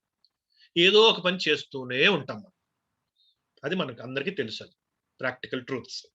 కానీ ఇన్స్ట్రక్షన్ ఏమిటంటే చేసే ప్రతి పనిలో కూడా ఒక భావం ఉండాలి మనకి లోపల. అంటే బయటికి ఆడిబుల్ గా ప్రభు ఈ పని చేస్తున్నాను, ఈ కృతజ్ఞతాస్తుతులు అని మనం ఎవరు చేయమని. అది కాదు అక్కడ విషయం. మనం ఏ పని చేసినా ఏ మాట మాట్లాడినా కూడా అన్ని కూడా లోపల ఇంటర్నల్ గా నీ హార్ట్ లోంచి ప్రభువుతో ఒక సంభాషణ కొనసాగుతూ ఉండాలి. ఎప్పుడు కూడా 24/7 జరుగుతుంది. ఎప్పుడు ఆ ముందు స్టేట్మెంట్ రైట్ అయితే, ఎప్పుడైతే దేవుని వాక్యము మనలో నివసిస్తే ఆ ముందు స్టేట్మెంట్స్ అన్ని కూడా ట్రూ అయినప్పుడు ఇది ట్రూ అవుతుంది. అన్ని కూడా మనకి ఒక కృతజ్ఞతా భావం ఉంటుంది. ఇదంతా నా ప్రభు చేసినందువల్ల కదా నేను ఈ రోజు ఒక మంచి మాట మాట్లాడగలుగుతున్నాను, ఒక మంచి క్రియ చేయగలుగుతున్నాను. నేను why I am able to live like Christ is because of what he has done. నేను క్రీస్తులాగా నేను జీవించగలుగుతున్నాను, ప్రేమ కనపరగలుగుతున్నాను. ప్రభువా నీ కృతజ్ఞతలు అని నువ్వు నోటితో బయటకు ఎప్పుడు చెప్పవు. అన్ని సందర్భాల్లో చెప్పం అది. కానీ అన్ని సందర్భాల్లోనూ మనలో ఉండాలంట. అది ఈ మాట. మీరు ఏమి చేసినను ప్రభువైన యేసు ద్వారా తండ్రి అయిన దేవునికి కృతజ్ఞతాస్తుతులు చెల్లించుచు, ఇంటర్నల్, సమస్తమును ఆయన పేరట చేయుడి. మీరందరూ ఒప్పుకుంటారు ఇంటర్నల్ అని. ఎందుకంటే సమస్తము అంటే మార్నింగ్ 24/7 గురించి మాట్లాడుతున్నారు ప్రభు ఇక్కడ. సో మనం ఆడిబుల్ గా ఎప్పుడు కూడా అలా నాన్ స్టాప్ గా వల్లించం కదా. అది కాదు అక్కడ. It's not about the audible thing. It's about your heart state. నీ హృదయ స్థితి. ఆ కృతజ్ఞతాభావం ఎప్పుడు కూడా కలిగి ఉండాలి. ఏ పని చేసినా కూడా మాట, క్రియ. మనం మాట్లాడుతున్నప్పుడు, క్రియ చేస్తున్నప్పుడు. ఎందుకు అంటే ఆ మాటలు, క్రియలు ప్రభువుని రిఫ్లెక్ట్ చేస్తున్నాయి అవన్నీ. అక్కడ ఎందుకొచ్చారు ఆ మాట దగ్గరికి, క్రియ దగ్గరికి? ఇదిగో నన్ను పోలి మీరు నడుచుకుంటున్నారు ఆ మాట, క్రియ ద్వారా. అది. సో అటువంటి స్థితిని మనకిచ్చిన తండ్రి అయిన దేవునికి కృతజ్ఞతాస్తుతులు చెల్లించుచు సమస్తమును ఆయన పేరట చేయుడి. ఎందుకంటే దుష్ట మాట మాట్లాడుతూ ప్రభువా నీకు స్తుతి చెల్లిస్తున్నాను అంటారా మనుషులు? అనరు. చూడండి మీరు ఆ పారాడాక్స్ గమనించాలి మీరు. మాట చేత గాని, క్రియ చేత గాని మీరు ఏమి చేసినను అంటే, ఇదిగో నేను ఏ మాటలు మాట్లాడినా ప్రభు కృతజ్ఞతాస్తుతులు చెల్లించమంటున్నారు కదా! ఇదిగో వాడిని తిట్టేసి నేను ప్రభువా నీకు స్తోత్రం అంటారా? కాదు. అది కాదక్కడ. సో మనకు కనబడుతుంది అక్కడ. ఆ మాట, క్రియ అన్న ఎందుకు అక్కడ తెచ్చారు అంటే, మీరు నాలాగా మాట్లాడి, నాలాగా ప్రవర్తించగలుగుతున్నారు మీరు. అబ్జర్వ్ ఇట్ అంటున్నారు దేవుడు. నేనిచ్చాను మీకు ఆ capacity. So you be thankful to me. So నా కృతజ్ఞతాస్తుతులు చెల్లించుచు మీ మాటలు, క్రియలు మీరు చేయండి. నేను నేను ఇచ్చిన మాటలు, నేను ఇచ్చిన క్రియలు. పైనున్న వాటికి సంబంధించిన మాటలు, క్రియలు. చూసారా మొత్తం అంతా ఇప్పుడు అర్థమవుతుంది మనకి. ఒకటో వచనం నుంచి ఇప్పటిదాకా అంతా కంగ్లామరేట్. ఇక్కడ నుంచి ఇంటిలో మన దైనందిన జీవితంలో, మన రిలేషన్‌షిప్స్ లో ఏ విధంగా మనము నడుచుకోవాలి అనే ఇన్‌స్ట్రక్షన్‌లోకి ఇది ఎఫెసీయులకు రాసిన పత్రికలో కూడా వారికి చెప్పాడు పౌలు. అదే మాట కొలస్సీయులకు రాసిన వీరికి కూడా చెప్తున్నాడు. భార్యలారా మీ భర్తలకు విధేయులై ఉండుడి. ఎఫెసీ పత్రికలో ఇంకా డీటెయిల్డ్ గా ఉంటుంది అక్కడ. ఎందుకు, ఏ విధంగా యేసుక్రీస్తు ప్రభువు ఏ విధంగా సంఘానికి ఆయన శిరస్సుగా ఉన్నారో అదే విధముగా భార్యకి భర్త శిరస్సై ఉన్నాడు కనుక ఆ హైరార్కీని దేవుడు నియమించాడు కనుక మీరు విధేయులై ఉండుడి భార్యలందరూ కూడా. ఆ విధేయత ప్రేమతో కూడినది, అన్‌కండిషనల్. అంటే నా భర్త నన్ను ప్రేమిస్తేనే నేను విధేయత చూపిస్తాను అంటే అది కండిషనల్. అది షరతులతో కూడిన విధేయత కాదది. ప్రభువుని చూసి విధేయతగా ఉండండి. అది భార్యలకు ఇచ్చిన ఇన్‌స్ట్రక్షన్. ఎందుకు? అది దేవునికి ఇష్టం. అది అటువంటి విధంగా ఉండాలని నియమించారు, సంకల్పించారు దేవుడు గనుక ఇది ప్రభువును బట్టి యుక్తమై ఉన్నది. ఇది రైట్, అది ఇది ఫిట్టింగ్ ఇన్ ద లార్డ్. అంటే కరెక్ట్ గా ఆ విధంగా ఉంటేనే దేవుడికి నచ్చుతుందన్నమాట. దానికి లాజిక్స్ ఏమి ఉండవు దానికి. దేవుని వాక్యంకి లోక సంబంధమైన తత్వానికి, తర్కానికి ఏం సంబంధం లేదు.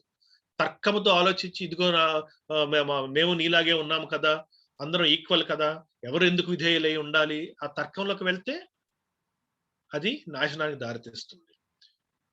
ప్రభు ఏమంటున్నారు? హైరార్కీని నేను సృష్టించాను. దాని ఉద్దేశము, సంకల్పము నాకు తెలుసు. మీరు అది నేర్చుకుని మీరు అవలంబించినప్పుడు మీకు ఏముంటుందో తెలుసా? మీకు ఆనందము, సమాధానము, ప్రేమ ఇవన్నీ మీ కుటుంబాల్లో ఉంటాయి. నేను చెప్పిన విధంగా మీరు ప్రవర్తిస్తే. మీ అంతట మీరు తర్కంలోకి వెళ్ళిపోయి మీ ఇష్టం వచ్చినట్లు మీరు నిర్ణయించుకొని మీరు జీవిస్తే మీ మాట నెగ్గుతుందేమో కానీ దేవుడిచ్చే ఆనందం అవన్నీ కూడా కోల్పోతారు అందరూ. అది ప్రాక్టికల్ ట్రూత్. దాన్ని ఎవరు కూడా దాన్ని తృణీకరించలేరు. బయటికి చెప్పినా కూడా ఇంటర్నల్ గా వాళ్ళకి అందరికి తెలుసు. ఇదిగో దేవుడి పెట్టిన ఈ హైరార్కీలో ఉంటేనే మనకి ఆ స్వచ్ఛమైన ఆనందము అవన్నీ ఉంటాయి. సో అది దేవునికి ఇష్టమైనది. ఇది ప్రభువుని బట్టి యుక్తమై ఉన్నది. భర్తలారా మీ భార్యలను ప్రేమించుడి, వారిని నిష్ఠుర పెట్టకుడి. సేమ్ ఇన్‌స్ట్రక్షన్ టు హస్బెండ్స్ ఏంటి? నీవు నా హైరార్కీలో సంఘమును ప్రభువు ఎలా ప్రేమించారో అలాగా మీరు ప్రేమ కనపరచండి. మీరు అన్‌కండిషనల్. నా భార్య ఇలా ఉంటేనే నేను ప్రేమిస్తాను, అది కండిషనల్. షరతులతో కూడిన ప్రేమ కాదు. బేషరతుగా ప్రభు మనల్ని ప్రేమించారు సంఘాన్ని. అదే ప్రేమ బేషరతుగా నీ భార్యని నువ్వు ప్రేమించు. హార్ష్ గా ఉండొద్దు. ఎందుకంటే సున్నితత్వం కలిగే మనసు కలిగే వారు స్త్రీలు. హార్ష్నెస్, కఠినం అనేది ఈ భర్త నుంచి వచ్చినప్పుడు అది చాలా గాయపరుస్తుంది అన్నమాట. ఆ హార్ష్నెస్, బిట్టర్నెస్ ఉండకూడదు. నిష్ఠూరం అన్న మాట చాలా ఇంపార్టెంట్ అక్కడ. అది ఊరికనే రాయబడలేదు అక్కడ. ప్రేమించుడి అని చెప్పి అయిపోయి ఉండొచ్చు అక్కడ. విధేయుడైనుడి అని అయిపోయింది కదా పైన వచనము. ఇక్కడ ప్రేమించుడి అని ఆగిపోయకుండా ఇంకొక మాట కూడా చెప్తున్నారు అన్నమాట. ఎందుకు అంటే ఆ ప్రేమ కనపరిచినప్పుడు దానికి అడ్డుకునేది ఏంటో తెలుసా? ప్రేమ కనపరిచడానికి ఈ హార్ష్నెస్, బిటర్నెస్ అంటారు దాన్ని ఇంగ్లీష్. కఠినంగా మాట్లాడడం, గాయపరిచే విధంగా మాట్లాడడం, ఇవన్నీ కూడా మీ నవీన స్వభావములో మీరు ధరించుకున్న తర్వాత మీరు 1 by 1 అలాగా స్లోగా మీరు ప్రభువులాగా మారిపోవాలి. ఎస్, ఛాలెంజింగ్ అది, కానీ దాన్ని అలవర్చుకోవాలి, ధరించుకోవాలి.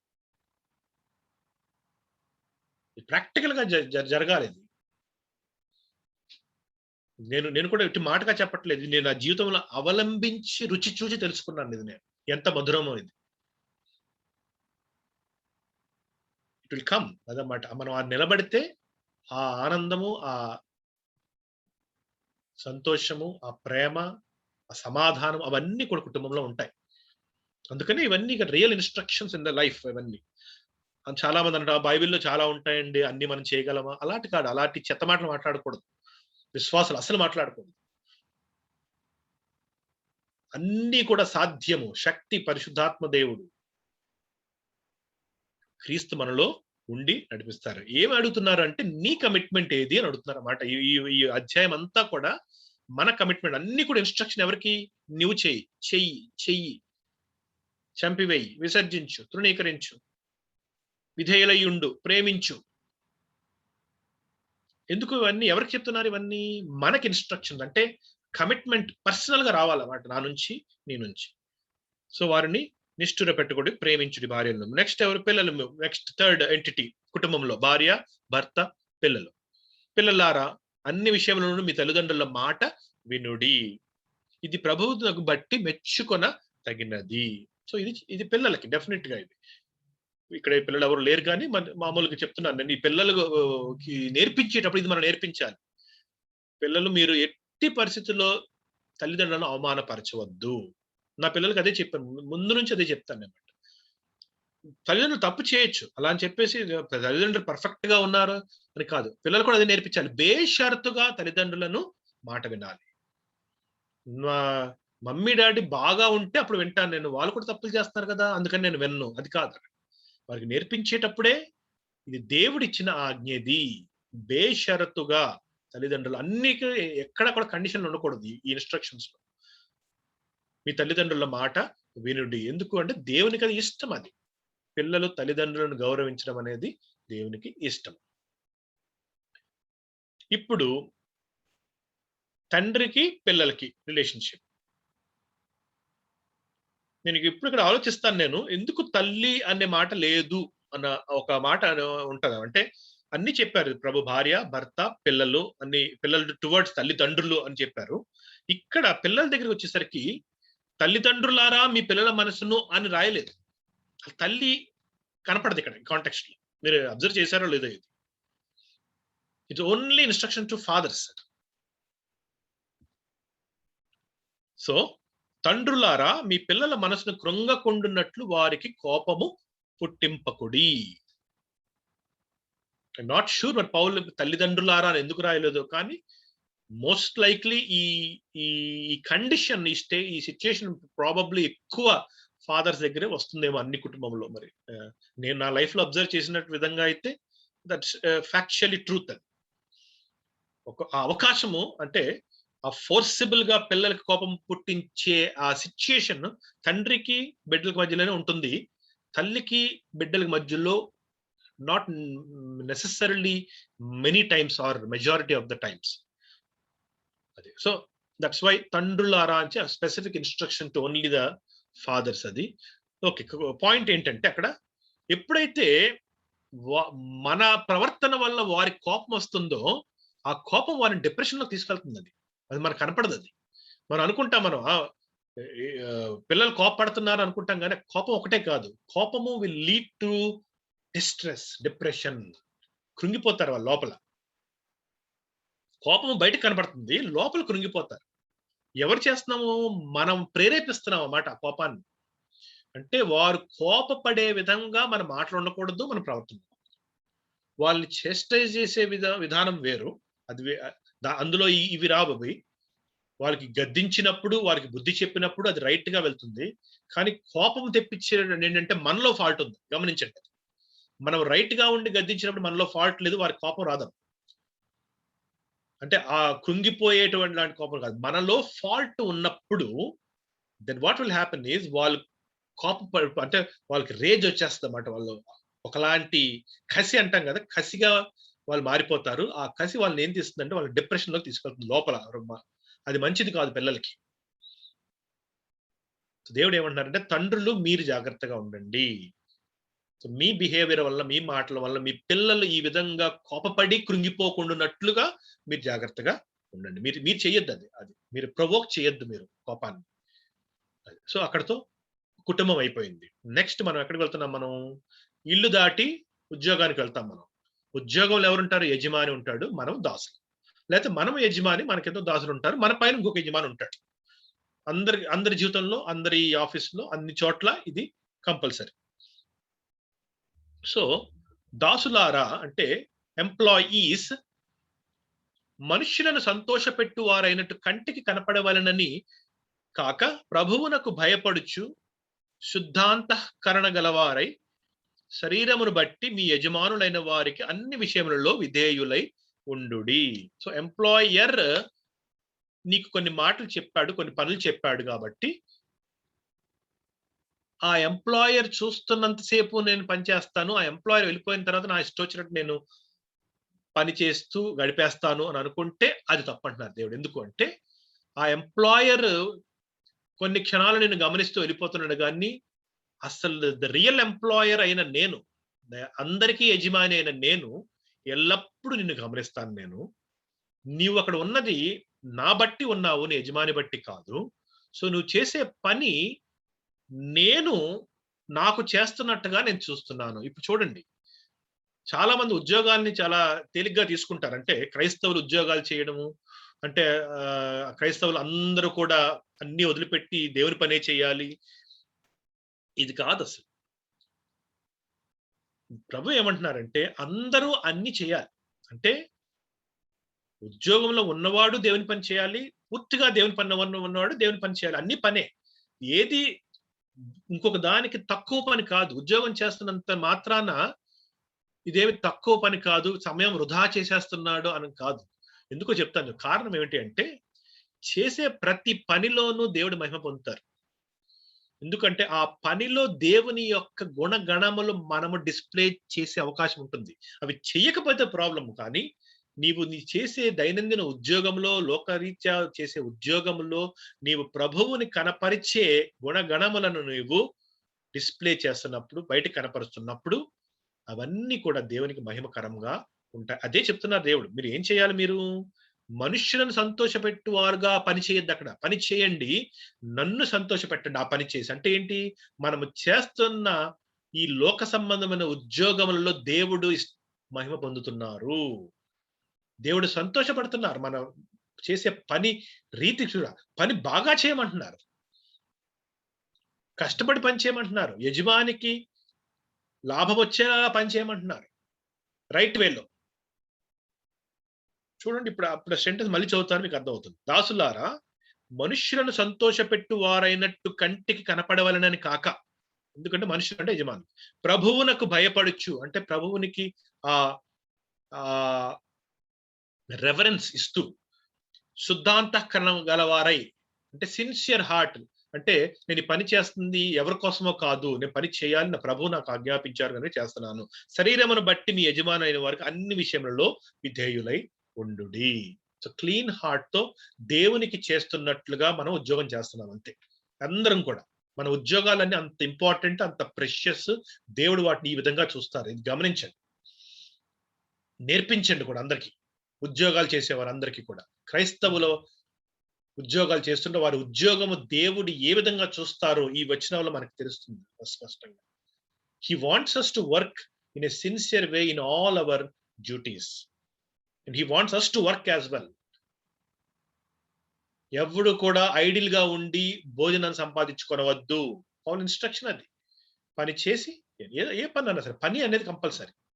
Let's proceed. లాస్ట్ 5 minutes ఈ 3వ వచనంతో మనకి ముగిస్తుంది మనకి ఈ 3వ అధ్యాయం. ఎందువలన మనం ఈ విధంగా మన పని చేస్తున్న యజమానులకి? ఎందుకంటే మన జీతము ఈ భూమి మీద యజమాని ఇస్తున్నాడు. ఎందుకు? మనం అన్ని కావాల్సిన దినసరి సరుకులు, నెలసరి సరుకులు కొనుక్కోవడానికి మనకు అవసరాల కొరకు. కానీ ప్రభు ఏమంటున్నారు తెలుసా? మీ పనికి 2 జీతాలు ఉన్నాయి. ఒక జీతము భూమి మీద యజమాని ఇస్తున్నాడు. ఇంకొక జీతము నేను దాచించాను. ప్రభువు వలన స్వాస్థ్యమును ప్రతిఫలముగా పొందుదుమని ఎరుగుదురు కనుక మీరు ఏమి చేసినను అది మనుష్యుల నిమిత్తము కాక ప్రభువు నిమిత్తమని మనస్ఫూర్తిగా చేయుడి. సో నీవు ఆఫీసులో ఉద్యోగం చేస్తున్నా ఆ పనికి ప్రతిఫలము అక్కడ ఉన్నది, స్వాస్థ్యం. ఇక్కడ జీతము నీకు ఈ భూమి మీద కావాలని కొనుక్కోవడానికి, నిత్య జీవములో నీకు ప్రతిఫలము దేవుడు అక్కడ సమకూరుస్తున్నారు అదే పనికి. మళ్ళీ కావున ఆ పని ఎలా చేయాలి మనము? అదిగో నా యజమాని చూస్తున్నాడు కాబట్టి ఇలా చేస్తాను, ఆయన లేకపోతే ఇంకోలా చేస్తానని కాకుండా నా ప్రభువు కొరకు కన్సిస్టెంట్ గా యజమానికి విధేయులై ఉంటూ ప్రభువు నిమిత్తమని మనస్ఫూర్తిగా ఆ పని చేయండి. ఏ పని చేసినా కూడా, ఇంట్లో అవని బయట అవనివ్వండి, స్త్రీలు ఇంట్లో చేసిన పని అవ్వనివ్వండి, గృహ నిర్వాహక బాధ్యత వహించిన స్త్రీల గురించి అన్ని పనుల్లో కూడా ప్రతిదీ కూడా ఒక ప్రతిఫలం ఉన్నది. మనం జీవిస్తున్న పని క్యాజువల్ కాదు. ప్రతి మూమెంట్ ఇట్స్ కౌంటెడ్. ఇది అర్థమైతే మనకు అర్థమైపోతుంది అన్నమాట. మన యొక్క గమ్యము, మన ప్రతిఫలము, మన స్వాస్థ్యము, మన దేవుడు ఎంత గొప్ప దేవుడు. ఎందుకంటే ఇవన్నీ చేయడానికి సమకూర్చి ఇచ్చిన శక్తి మన పరిశుద్ధాత్మ దేవుని మనకి ఇచ్చారు దేవుడు. మనం చేయగలము, ఇది సాధ్యము. ఆ కమిట్మెంట్ మనం తీసుకోవాలి ఇండివిజువల్ గా. మీరు ప్రభువైన క్రీస్తునకు దాసులై ఉన్నారు. సో యజమాని ఎవరు? యేసుక్రీస్తు ప్రభు యజమాని. అదనమాట. మీ యజమానులు ఇక్కడ ఉన్నారు, కానీ మీరు ఎవరికి దాసులు అంటే ప్రభువుకి మీరు దాసులు. కాబట్టి మీరు చేసే అన్ని కూడా అటు డైరెక్ట్ చేసి మీరు ఉద్యోగాలు చేయండి. లోక రీత్యా ఉన్న యజమానికి ఏ విధముగా కూడా మీరు అవిధేయత ప్రదర్శించవద్దు. ఆఖరి వచనం, అన్యాయం చేసిన వానికి తాను చేసిన అన్యాయము కొలది మరల లభించును. నువ్వు మంచిగా ఉంటే ప్రతిఫలం ఉంటుంది, తప్పు చేస్తే ఆ తప్పుకి సంబంధించిన